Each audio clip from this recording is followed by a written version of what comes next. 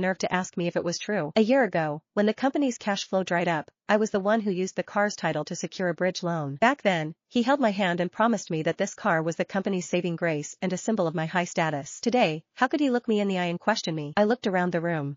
George, the sales manager, had borrowed that car just last week to pick up his mother-in-law from the hospital, even bragging about it on social media. Now, he kept his head down, pretending to study a legal document. Sarah from HR, who frequently borrowed the car for errands only to take her boyfriend for joyrides, was now looking at me with a sneer of contempt. It turns out that when interests are on the line, kindness is not only cheap, it vanishes entirely. How exactly do you want to handle this, Nate? I asked. My voice was so calm it surprised even me. Nate guiltily avoided my gaze, pointing instead at the photos. The evidence is right here, Diana. You're a founding member of this company, and we've been friends for a long time. But he did a complete 180. Right there in front of everyone, he demanded my keys and claimed he would deduct $120,000 from my pay for wear and tear. He knew damn well the Cullinan was my private property. Yet, to keep the luxury car for himself, he sat back and let an intern humiliate me.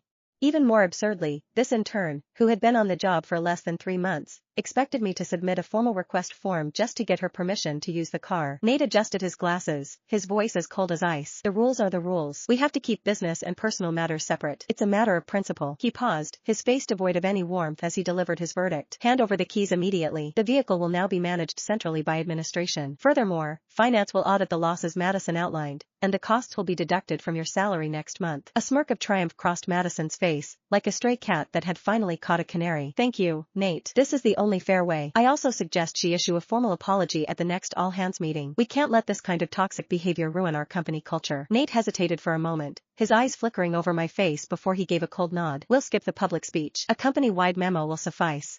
Just make sure the disciplinary action is documented in black and white. I stared at the man I thought I knew, realizing I had never truly seen his real face. The car was mine, yet I didn't argue. I didn't have a breakdown or throw the purchase documents in their faces. I stayed quiet because I saw the raw ambition in Madison's eyes, and more importantly, I saw the deep-seated greed in Nate's soul. She wanted to use me as a stepping stone to the top. He wanted to use this opportunity to officially seize my car and turn my past generosity into his permanent asset. 2 years was a long enough for them to develop a delusional sense of entitlement, believing that the luxuries they were allowed to use actually belonged to them. Fine, I replied softly. I stood up slowly, reached into my purse, and pulled out the heavy leather key fob. I placed it gently on the conference table. The sound of the keys hitting the wood was faint, yet it felt like a judge's gavel coming down for the final time. Here are the keys. I accept the memo.